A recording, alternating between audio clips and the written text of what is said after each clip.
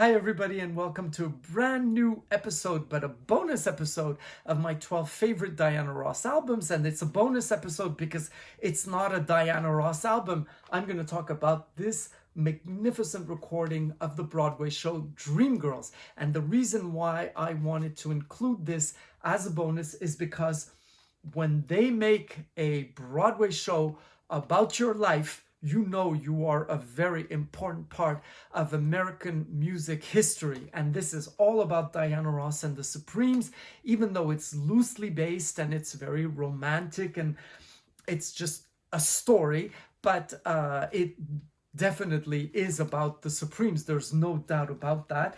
And about Berry Gordy's relationship, and also the way Diana Ross moved from being the Primettes to the Supremes, to Diana Ross and the Supremes, and to Diana Ross in a solo career. And it makes for a most amazing Broadway show, which I had the chance to see in Paris in 1984. Although this is a show from 1982, it won several Tony Awards, 8 in total. It was nominated for 13, and it was a groundbreaking show because it is Michael Bennett who directed and who is a choreographer, an amazing choreographer. And his big success was a chorus line, which was all about the backstage of Broadway and difficulties of Broadway and how you could be on stage on Broadway but be a total anonymous, because he talked about the chorus line where they all had to be the same and they all had to have the exact same gestures. And this time he tackles a true fairy tale story of this incredible group that is the Supremes. And when I talk of the 12 Diana Ross albums that I prefer, there was a time when I was going to put in one of the Diana Ross albums, and then I thought it's really a completely different career. So I'm talking about 12 Diana Ross solo albums, and one duet album, which is Diana and Marvin, because it's also a great album and a very important one in Miss Ross' career. But Dreamgirls to me was so important because when I heard about it in 1982, I went and bought the album not knowing what I was going to listen to. And I was thinking, how can they, make me a huge fan of Diana Ross, like an album which just talks about her but is not her. I would want Diana Ross to play her own part.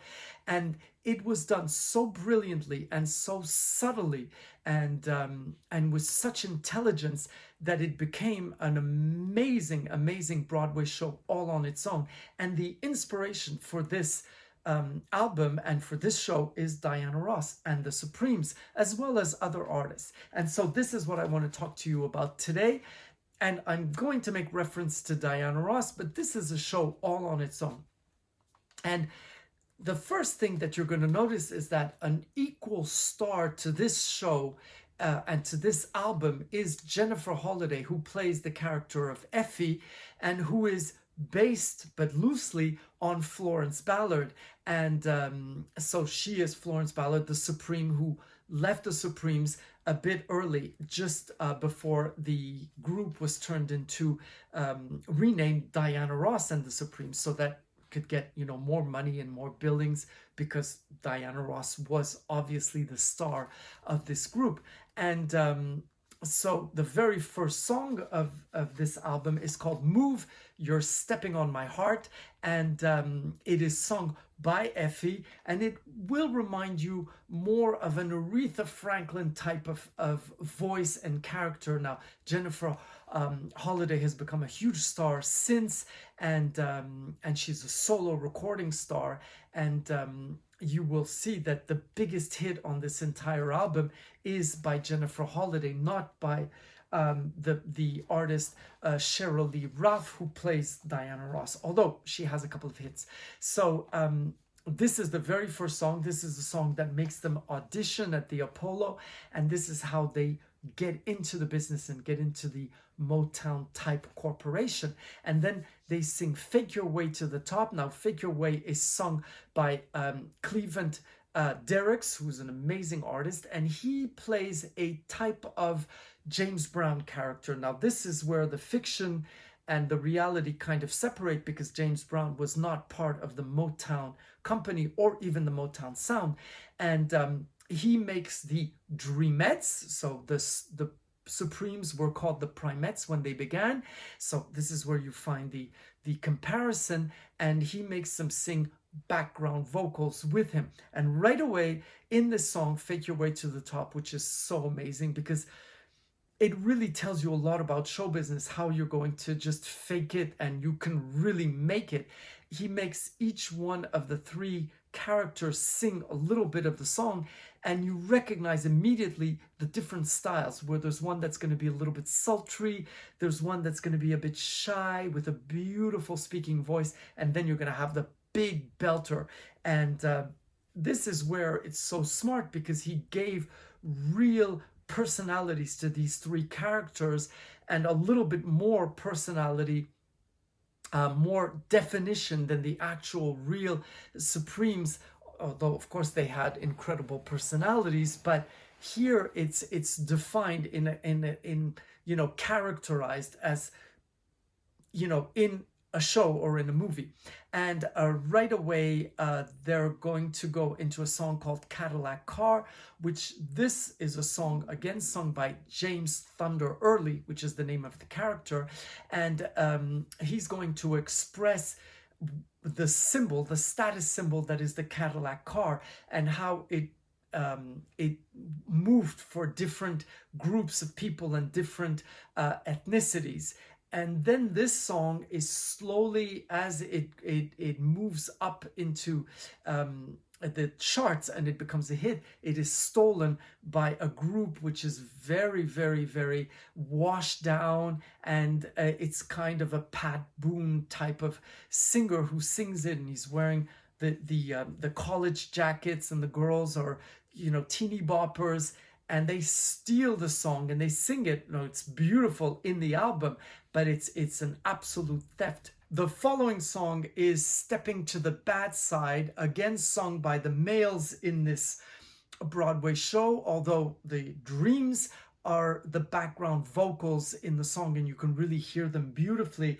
Now, Stepping to the Bad Side is a song which describes how they are going to rebel against the producers and against the recording companies who steal their music and their work.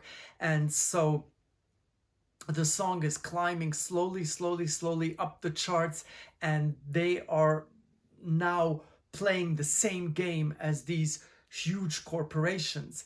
The following song is called Family. It's sung by Oba Batunde and by Jennifer Holliday, and it is a beautiful song which describes it's a brother and a sister, and the brother is telling his sister that it is more than you, it is more than me, whatever dreams we have, they're for the family. And it is a way for the character to tell the Florence Ballard type character to let go and to accept how things are evolving, and saying that he's not going to abandon her, but that the group is going to pursue and continue without her.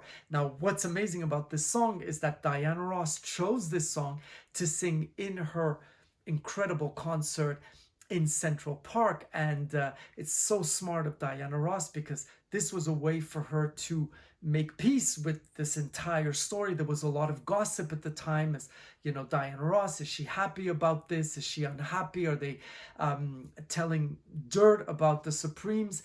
And she chose a song that her character does not sing in the show, and Diana Ross sings it amazingly. If you've seen the concert, you can hear it's so beautiful with the wind in her hair and that cape flowing.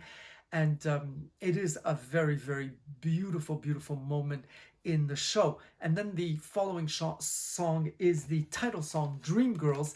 Now, it is a song that you cannot compare to any Supreme song. It is rather a song that describes what the Supremes are. Dreamgirls will make you happy, where Dreamgirls will make you care. And it is, of course, nothing that Diana Ross would have ever sang, because it's really explaining the type of magic and dream that they bring to the world. Now, they certainly did it, but they never sang it. And this is the newly group that is formed with Laurel, Dina, and Michelle, and Dina being Diana Ross. And then there's a little song, little excerpt, which is a press conference where the press is asking Dina how it feels to be the lead of a hot new group today. And the Diana Ross character explains with that beautiful speaking voice, it's wonderful, it's just beautiful, and I couldn't have done it alone. We thank you.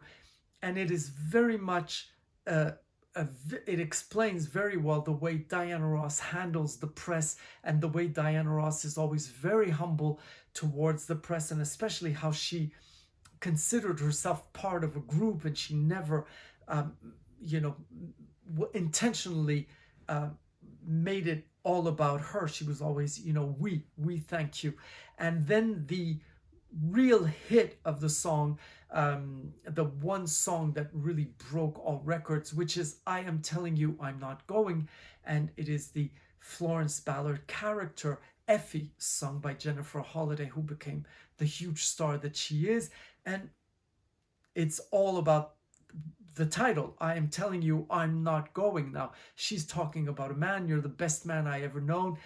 There's no way I can ever go. But of course, she doesn't want to leave the group. This is when she is fired and when she is kicked out. And it is a moment in the show that it's just unforgettable. It's right before the intermission. And while Effie sings this song, and she's behind that counter, which is her dressing room, and she's screaming, I'm not going, there's no way I will ever go. She's been made into countless memes with that last note that is never ending. You're gonna love me. And then a veil comes over her. It's a tulle, so you can still see her, but you understand that she's no longer being seen. And then the Supremes, the Dreams, arrive in Supremes regalia, feathered coats and beaded gowns and amazing hair, and they arrive on the stage. And as soon as they arrive, they barely sing the beginning of their song, I'm Looking for Something, and then all of a sudden the curtain falls over this chorus screaming and drowning out everything. Showbiz, showbiz, showbiz. And it really is just heart-wrenching, because you realize that show business kills, drowns, ruins lives and everything. And you just have to go with it, and it just goes so fast. And if you can't catch, then you're gone. And Jennifer Holliday is way in the background, just grasping for the last thing that she can hold on to. And it's the end, and it's the intermission, and it's the end of part one of this show, and it just leaves you. And we know that in all Broadway shows, the intermission, the last number, just leaves you gasping for air, because a lot of people at that moment, if the show's not good, are going to leave and never come back. And this, I am sure every single seat was filled after the intermission. And then the show takes a lighter tone with a song called Ain't No Party. Now, this is sung by the character who should be Mary Wilson, and it's a song by Loretta Devine, who is really divine. And she is in love. She wants to get married. She wants to have a baby. She wants to be in the good. And the song begins with, yes, I knew you were married when I met you. So it tells everything. A song that begins like that speaks to all of us. Well, it speaks to me anyway. Then When I First Saw You is a duet between the Berry Gordy character and the Diana Ross character, where he says that, when he first saw her, he said, that's a dream, that's my dream. He wants to make her something amazing. And the Dina Jones says, there comes a time when a child's got to go. There comes a time when the woman's got to grow. And she wants to leave. She wants to take her own life in her hands. And so it's a beautiful, beautiful, beautiful love song. I don't know if that's what you call the 11 o'clock spot, but to me, that's the one. And then I Am Changing is, again, a song sung by Jennifer Holliday, where she takes her life into her hands, and so she changes. And this is what's so beautiful about Broadway songs, is that they can really tell you exactly what's going on. And she loses weight, and she begins a new solo career, and she cuts away from that group that she started of the Supremes, where at the beginning of the show, she is the lead singer, and slowly she is pushed away in order for Dina Jones to become this incredible crossover star. And then a song called I Meant You No Harm, the rap, and the firing of Jimmy, and I Miss You Old Friend. Now all four pieces are in one song, and it is sung by many characters in the show. But this is when the James Brown type of character is, they try to make him into a very, very acceptable Perry Como type of singer, or Johnny Mathis if you would, and he refuses. So he begins to sing that way, and then breaks and cuts off, and then does a rap where he's going to sound more like a James Brown, and then he pulls his pants down. The audience goes crazy, but then he is fired, because this is all in Vegas, and they want, class acts, as the Berry Gordy character says. And so this is the end of his character. And again, how show business is so rough with personalities, with types, and when people want to express themselves and they're not misunderstood, well, people abandon them. And then the very two last songs of the show, One Night Only, which begins with a solo song by Jennifer Holliday, and then that song is stolen by Berry Gordy, re-recorded by Dina Jones and the Dreams, and then it becomes a huge hit, and the original recording disappears. Now, this never happened in real life, although Florence Ballard tried to make a solo album with MCA Records, but it just went nowhere. And the very last song, called Hard to Say Goodbye, and this song you can really, really twin up with the Someday We'll Be Together by Diana Ross and the Supremes, which was the last #1 hit of Diana Ross and the Supremes, and which was not recorded by the Supremes, but only by Diana Ross, because it was supposed to be a single for Diana Ross' first solo album. And this song is where the Supremes, the Dreams, are reunited with Effie. And so Diana Ross then leaves the group to Dina Jones. I keep confusing the names. Leaves the group to pursue a career in cinema.